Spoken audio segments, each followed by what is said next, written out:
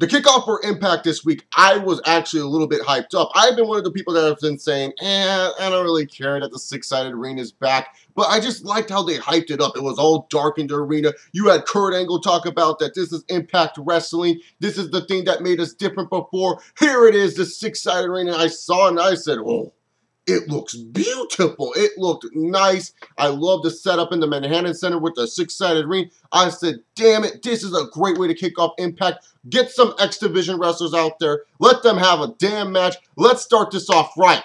But TNA did not do that at the end of the day.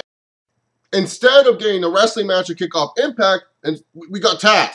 And Taz was rambling. And Taz was just talking and talking and talking about ECW, being a mark for himself, saying his catchphrase, talking about how wrestling matters here in Impact, unlike somewhere else. Well, you know what, TNA, if wrestling matters, why are you giving Taz a freaking mic? I get it. Taz is an ECW guy. He's from New York. But it's just like, really? Do we need to see Taz? Do we really need to hear Taz's thoughts about them bringing back the six-sided ring? I was just like, come on, just get to a match already. And then all of a sudden, out comes Bully Ray and Tommy Dreamer. So Bully Ray's out there with Tommy Dreamer, and they pretty much just say this. Wrestling matters here. Okay, what is this? TNA 2010 all over again? Get to fucking wrestling if wrestling fucking matters here. And then they keep talking, talk about Dixie Carter and the table, because that's the big storyline here in TNA NYC. Will Dixie Carter go through a fucking table? Which, honestly, I'll just be honest here. I don't care. Like I've said in the past, I don't give a fuck about Bully Ray's character as a babyface. I really don't. I loved Bully Ray as a heel, but as a babyface, I could just care less about it. They're only making him look good because he's going to the Hall of Fame with Devon in October. So they want to make him look like a big standout name here for TNA for the next couple months. Bully Ray and Tommy Dreamer, it was just kind of whatever to me when they were cutting their promo. But then out came EC3. And then he goes on and talks with Rhino. And I love the fans. They were chanting, you can't wrestle. And then EC3's like, I disagree. You can't wrestle. I'm pretty good. You can't wrestle. I disagree.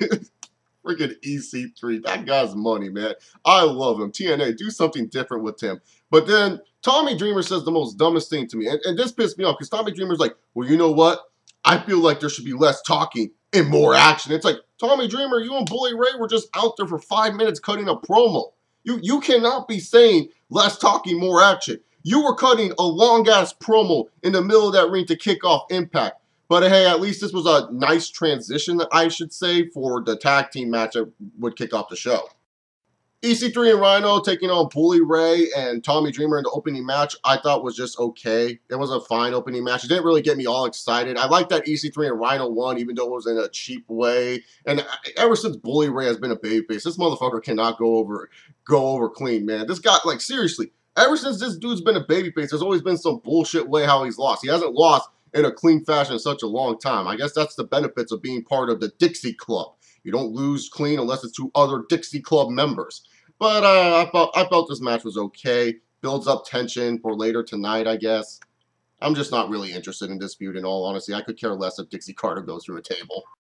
The X Division Gauntlet match was fine to me. I didn't think it was that good of a match. It was nice to see the X Division inside the six-sided ring again. I feel X Division matches look so much nicer inside the six-sided ring. They just flow a little bit better. That's just me personally. But it was totally telegraphed who were going to be the final two in this match. I mean, you had Kurt Angle talk to Austin Aries, telling him he's putting him in this match to test his abilities as the greatest man who ever lived. And Austin Aries is all like, you know what, Kurt, most people would complain, but I'm going to take this challenge and kick the living shit out of it, which Austin Aries did by winning this match. And then you also have James Storm, you know, talking to Sonata. So you already knew that it was going to be Austin Aries and Sonata in the final two, which I was fine with. You know, I didn't have a problem with it. It made sense to me. Austin Aries got to win. You're building up Austin Aries to look strong as the potential #1 contender to the World Heavyweight Championship or Destination X.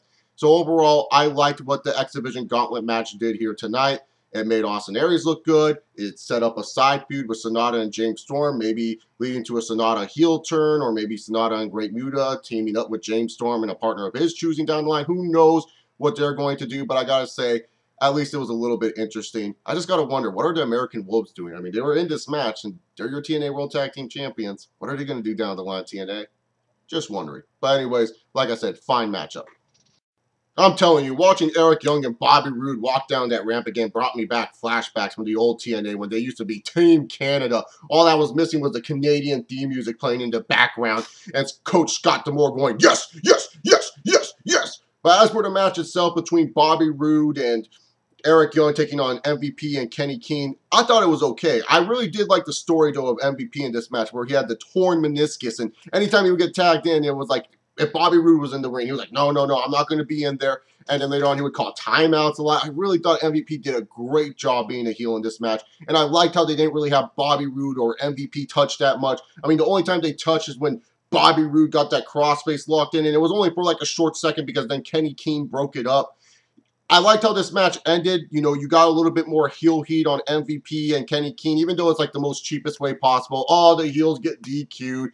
Boo these guys. But I really like that TNA at least established and tried to get these guys some heel heat against Bobby Roode and Eric Young. So I really, really did like that. And also, I'm very excited for the matchup next week between Bobby Roode and MVP in a Falls Count Anywhere match. I doubt that this match is going to take place in full. I'm pretty sure there's going to be a lot of shenanigans involved, but I'm very interested to see how TNA books it this week. Overall, this is probably one of my favorite segments of the night for Impact Wrestling. I was so surprised to see Madison Rayne and Brittany have a match tonight, especially a no DQ and no countout match. I thought this was going to be a big feud for TNA in their Knockouts division. It was going to last to like maybe like a Hardcore Justice at least, but damn, already the blow-off match? I hope this is not the blow-off match. I hope this feud continues, but I don't know how invested I'm going to be in this feud because Madison Rayne won. Brittany didn't win this match. I like Brittany. Like if Madison Rayne was a heel and she won this match, okay, that's cool. That makes sense to me.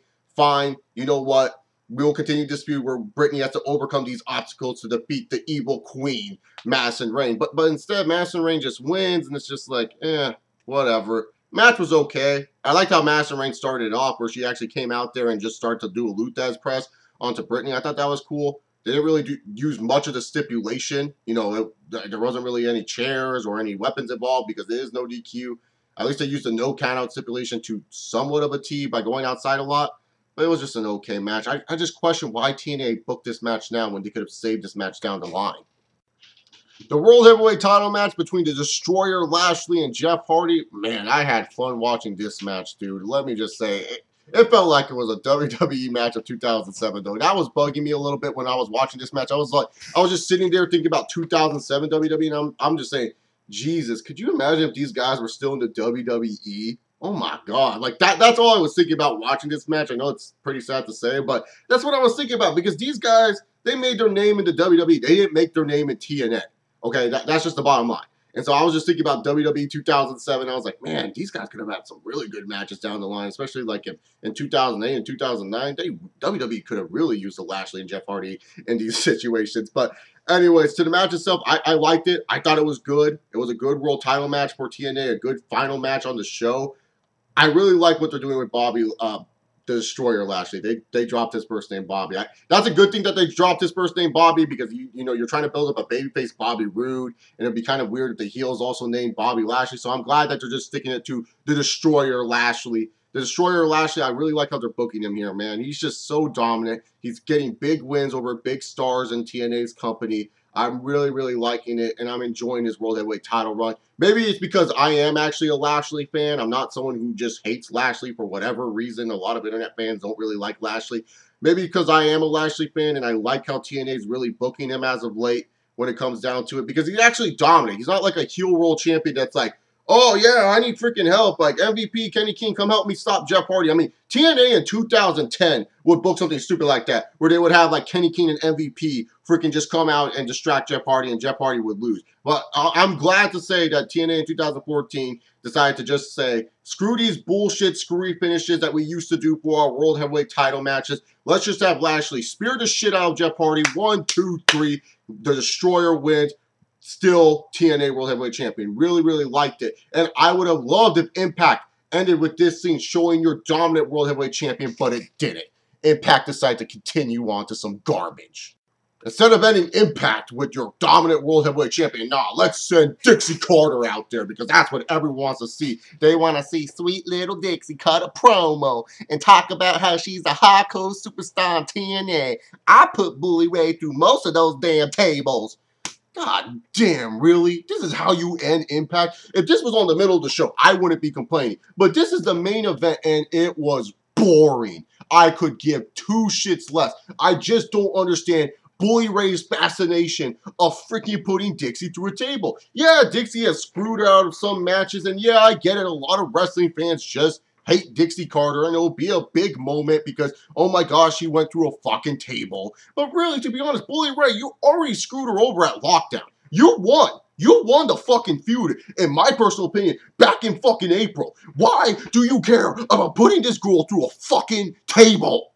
I just don't get it. I really, really don't. And then Bully Ray and Tommy Dreamer come out, fight off the Carter family. All of a sudden, Ethan Carter's in the ring, and it's just like, oh my god, who's coming out? Oh, it's D-Von. D-Von's back. Woo! I was actually fine with D-Von coming back because it's like, well, he's in the TNA Hall of Fame, so might as well give him some shine, some rub. So I was fine with that. But it was just like, you know, seeing Ethan Carter going through the table, it wasn't like that moment where I was like, oh, yeah, good. Ethan Carter went through the table. It's like, because Ethan Carter, Rockstar Spud, Dixie, Rhino, and whoever else is a part of the Carter family, these guys have been booked so bad as heels. These guys have been booked so fucking bad. I don't care what happens to these idiots. I just don't. It doesn't give me satisfaction seeing these heels go through the table. Now, when Bobby Roode kicks the living shit out of MVP, that's satisfaction for me because they've done a good job establishing MVP as a heel. If Kenny King went through the fucking table here tonight, that would give me the, oh yeah, Kenny King went through the fucking table. Screw you, Kenny. If Bobby Lashley lost the TNA World title tonight, that would give me the satisfaction. This did not give me any satisfaction. This was just me saying, dumb, stupid, who cares?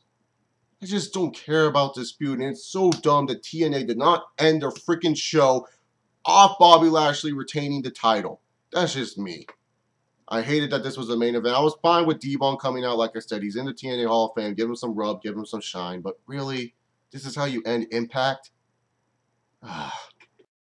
Overall, this episode of Impact was just decent. You know, I was going to give this a solid grade, but then all of a sudden the main event segment happened, and I said, fuck this shit. That's just me personally, but it was a decent episode for Impact. I do like what they're setting up for next week's show, you know, with the MVP and Roode and Austin Aries possibly cashing in option C, you know, the Great Muta coming next week to possibly confront Sonata and James Storm. So there's definitely some interesting stuff to talk about for next week, but this was a decent episode. Only really one good match, and that was the World Heavyweight title match in my personal opinion. But what did you guys think of Impact? Comment down below your thoughts on this week's edition of Impact Wrestling. If you guys like me, give me a subscribe. Give this video a big old thumbs up. Follow me on Twitter at ChaseOver68 and check out my website, chillinwithchase.com. Anyways, I am out of here, guys. Hope you guys enjoy your day. Peace!